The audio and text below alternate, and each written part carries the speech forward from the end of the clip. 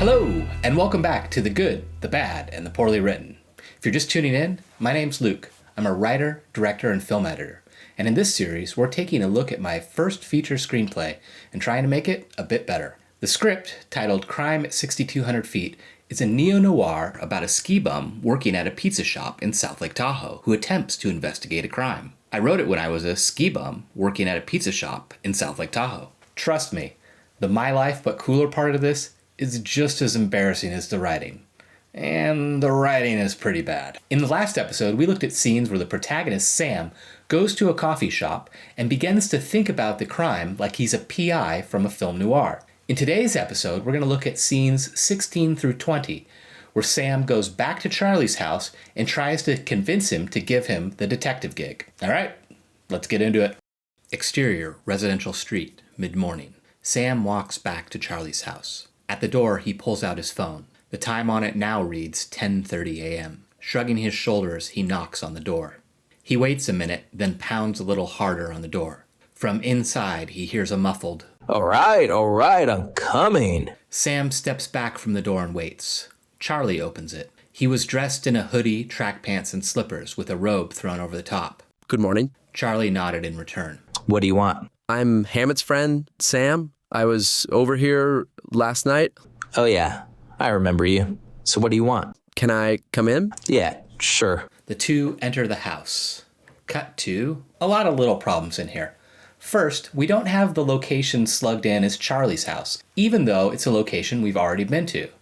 Next, we have a character slugged in as voice, but it's Charlie, and we've already been introduced to Charlie. My biggest issue here is the dialogue, because I don't think it matches the level of familiarity the two characters, Sam and Charlie, have with each other. Let's take a look at a revised version. Exterior, Charlie's house, mid-morning. Sam carefully walks across the icy driveway and up to the door. He pauses, checking the time on his phone. It's 10:30 a.m. Shrugging his shoulders, he knocks on the door. He waits a moment, then pounds a little harder on the door. From inside, he hears a muffled response. Charlie, off camera. All right, I'm coming. The door opens and we see a slightly disheveled Charlie wearing a bathrobe and fuzzy slippers. Morning. Charlie peers past Sam, searching for anyone else. Where's Hammett? Still sleeping, probably. So, why are you here? I wanted to ask you about the... Now it's Sam's turn to look over his shoulder. Can I come in? Yeah, sure, whatever. He turns and leads Sam inside. So the script now has the correct character and location. And the dialogue shows that Charlie recognizes Sam, but is surprised he's there alone. I think it's more in line with the character dynamics that we set up in scene 4. There's a few other small changes, but nothing too big, so on to scene 17. Interior, Charlie's house, continuous. Charlie leads Sam inside and takes a seat on an old lazy boy couch. Sam takes his hat and jacket off and sits across from Charlie on the couch. So, I was thinking about what happened here the other night, and... Sam paused and looked at Charlie, whose expression had changed from one of boredom to one of agitation. And I think I can figure it out. What do you mean, figure it out? I mean, I think I can solve it. I think I can find out who broke in. What are you, Magnum PI or some Well, what are you gonna do? You said you wouldn't call the police. You just gonna hope that somebody goes to someone's house and happens to notice your piece there? That's one option. Yeah, and maybe they'll talk about it to you at a party when they are too wasted to know it's you. Yeah, maybe they will. Why the should I trust you to find it? Why shouldn't you? Look, I came down here as a favor because I know Hammett thinks you're a solid guy. I don't have time to sit around and argue perspectives on this. Either you're in or you're out. For keeps. Sam pulls out his notebook and writes in it. He tears the page out and hands it to Charlie. Here is my number. Call Hammett if you have any questions about me, but call me by 10 p.m. tonight. Charlie looks at the note in his hands and doesn't respond. Sam looks at him, spins, and charges out the door, slamming it on his way out. Like Bogart, he looks at his hands, shaking, and laughs. He walks down the street, not looking back. Cut to. In this scene, Sam is taking what he learned from the Maltese Falcon and trying to apply it to his own investigation. And I think it works all right for the most part. What jams me up, though, is the first part of this conversation is basically a rehash of the conversation that he just had with Hammett. The other thing I don't like is they're just sitting around talking. Two dudes in a living room having a conversation just isn't that compelling. Now, there is a ramp up in the intensity in the dialogue, and if we can add some actions to go with that, I think it'll make the scene a lot better. The last thing, there's a second scene in here that wasn't properly slugged as a new scene. Sometimes it can be tricky knowing where to slug in a new scene. Like if you were following a character walking from the living room into the kitchen or something like that, it might make sense to leave it as one. But if you're going from an interior to an exterior, then it definitely needs a new scene. With that out of the way, let's take a look at a revised version. Charlie's house. Charlie takes a seat on an old lazy-boy chair while Sam sits across from him on the couch. So what's so important you're here at the butt crack of dawn? He grabs a small glass pipe and starts to light up. It's actually... Sam almost corrects Charlie, but thinks better of it. I was thinking about what happened here the other night, and I think I can help you. Help with what? Finding out who broke in and stole your stuff. Nah, I'm good. So what? You're just gonna hope that one of your friends notices your bong in some random's house? That's one option. Or maybe some stoner will brag about ripping off some dealer not knowing it's you they stole from.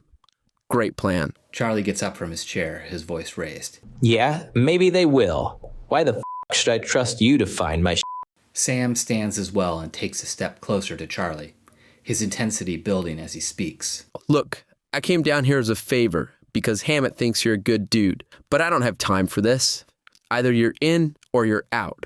For keeps. Sam pulls out his notebook and writes in it. He tears a page out and hands it to Charlie. Here's my number. Talk to Hammett if you don't trust me, but call me by 10 p.m. tonight, or don't call at all. Charlie looks at the note, but doesn't respond. Without waiting for an answer, Sam charges out of the house, slamming the door on his way outside. Exterior, Charlie's house. Sam continues down the steps and onto the driveway. He pauses and, just like Bogart in The Maltese Falcon, looks down at his shaking hand. Laughing to himself, he walks away from the house, not bothering to look back. Cut to. There's a fair amount of changes to the dialogue and the action throughout, but the main thing I focused on was ramping up the intensity of the dialogue while giving them actions that help support it. Now, having them stand and get close to each other isn't a lot of action, but it's better than what we had before, which was no action. So, trending upwards. The last big change was creating a new scene, 17A, to cover the time where Sam goes outside. Scene 18 was just a formatting error, so we can move on to scenes 19 and 20. I'm going to read these together because I think, once again, we only really need one scene. Interior, pizza shop kitchen, night. Sam and his coworker Rob work on making pizzas in the back of a small shop. A clock on the wall reads 9:35 p.m. The effects of a long day could be seen on Sam. His face is drawn, his apron filthy, and his movements slightly slowed. Rob is tossing the pizzas and Sam is topping them. The two work in silence until starting on a particular ticket. F***ing meat lovers, f***ing pizzas. I hate them. F***ing carnivorous Turons. Yeah, damn. The other day I saw this dope bumper sticker. Oh yeah? Yeah, it said, tourists go home, but leave your daughters. The two share a laugh. If only. Sound effect. Phone ringing. The girl. Becky, 27, heavyset. Up front, answers the phone. Big Apple Pizza, Nevada. Is this pickup or delivery? What? Oh, hang on. Back into the kitchen. Sam, phone. Sam wipes some meat grease off his hands on a rag and moves over to the phone. This is Sam. Sam, this is Charlie. Sam's face brightens. How's it going? Well, I was thinking, and I want to catch these f***ers. So, what do you need? I get off in, Looking at clock. 45 minutes or so. Will you be home in about an hour? Yeah. All right, I'll see you then. Peace. Yeah, late. Sam hangs up the phone and returns to topping the pizza. Rob notices Sam's big grin. Some chicken needs some booty. Damn, no. Just a friend that needs some help. The two resume working. Cut to interior, pizza shop, night. Sam is just getting off work. He says goodbye to Rob and takes off his filthy apron, throwing it in a pile of more filthy aprons and rags, grabbing his hoodie and jacket. Did you count up the tips yet? Not yet. Sam pours himself a beer from the taps at the bar. Taking a long drink, he walks over to where a girl is dividing the money from the tip jar. Setting his beer down, Sam puts on his sweatshirt, then finishes his beer. Good night, Becky. Through the window to the kitchen. Later, Rob. See ya, man. Cut to. Right off the top, there's a problem with the location. Pizza Shop Kitchen would be okay, but I spend the rest of the script calling it Big Apple Pizza. So it should really match. It really bothers me when scripts don't match themselves. The screenplay format is pretty flexible. There are a lot of different ways to accomplish the same thing. And while I have my favorites, I don't think everyone needs to do them exactly like me. I mean, that would be a little boring if every script read the same. But what I do think is that a script needs to match itself. So once you set up a format, like the way of introducing characters, you should stick with that and be consistent. It helps create a rhythm for the reader, and if you break that rhythm, it'll slow down the read. All right, so what are the problems here? The action block is way too big, there's no description of Rob, and Becky is introduced in a new and incorrect way. It's also missing the off-screen from Charlie's part of the phone conversation. Now, you could intercut between Charlie's location and Sam's location, but you would need to say that you were going to be intercutting between the locations. This phone call also bothers me on a plot level, because earlier Sam gave Charlie his number, but here Charlie is calling the work line. Now, either one would be fine, but the script just needs to match itself. And since we've already seen Sam with his cell phone, it just makes sense to stick with that. Lastly, I don't know why we have a scene 20. It's literally just Sam sitting around waiting for his tip money. And then he leaves without even getting his tips. So what was the point? The only two things that matter in these scenes are, one, Charlie calls and says he's in, and two, Sam is excited about the prospect of investigating. Here's a revised version that focuses on those two things. Scene 19. Interior, Big Apple Pizza. Kitchen, night. Sam and his coworker Rob, 20s, skater vibe, are making pizzas. Rob tosses the dough while Sam adds raw sausage topping to a meat lover's style pie. Grimacing, Sam wipes his hands on his very dirty apron. Meat lovers f***ing pizzas. I hate them. F***ing carnivorous Turons. Sam finishes the pizza and puts it in the oven. Dude, the other day I saw this dope bumper sticker. Oh, yeah? Yeah, it said, tourists go home, but leave your daughters. The two share a laugh. If only. The polyphonic sounds of a pop-punk ringtone begin to play from Sam's pocket. He grabs his cell and answers. Hello? Charlie, off screen. Sam, this is Charlie. Sam's face brightens. Hey, what's up, man? Well, I was thinking, and I want to catch those f***ers. Can you swing by? Sam glances at the clock. It reads 9:40 p.m. Covering the receiver, he turns to Rob. Can you cover me? Rob nods yes and gives a thumbs up. Is half hour cool? Yeah. All right, I'll see you then. Peace. Yeah, later. Sam hangs up the phone and starts to take off his apron. He heads out of the kitchen. Thanks, dude. I owe you. Next Pow Pow Day, you can thank me by working while I get fresh tracks. Ha ha. Dining area. Putting on his jacket, Sam walks past the register where Becky, 25, heavyset, is reading a magazine. Did you count out the tips? Not yet.